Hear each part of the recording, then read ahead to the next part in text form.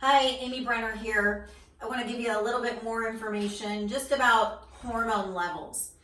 Today we're going to talk about specifically hormone levels in females.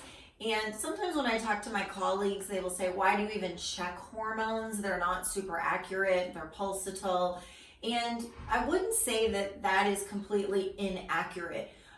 Most of the FDA approved hormone therapies or the treatments that we use for perimenopause or menopause don't require hormone levels to be checked before we start somebody on hormones because they're used for symptom relief, and the FDA approved products are used for symptom relief of vasomotor symptoms or hot flashes.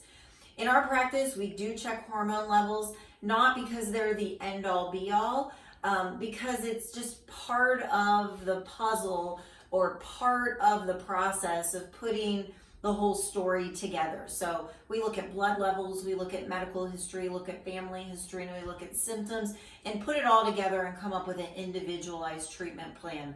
But when other doctors talk to me about hormone levels and why they may not check them, I don't think that's completely wrong. And the reason is when we're measuring hormone levels, and we'll specifically talk about estrogen, progesterone, and testosterone, is we're measuring what's going on in the blood or what's going on in the serum.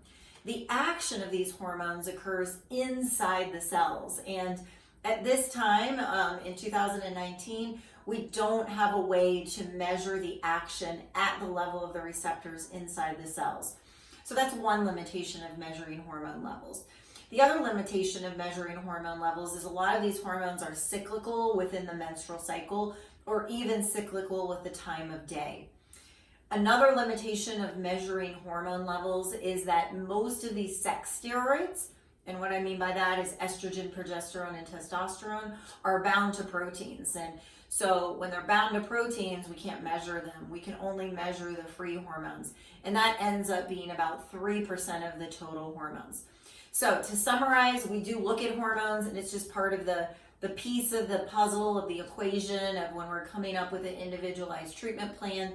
But unlike something like checking your blood sugar, it's not the end all be all. So we just encourage you to, when you're talking to hormones, is to speak with a highly qualified and highly trained provider about hormone therapy to fully understand the pros and cons of hormone testing.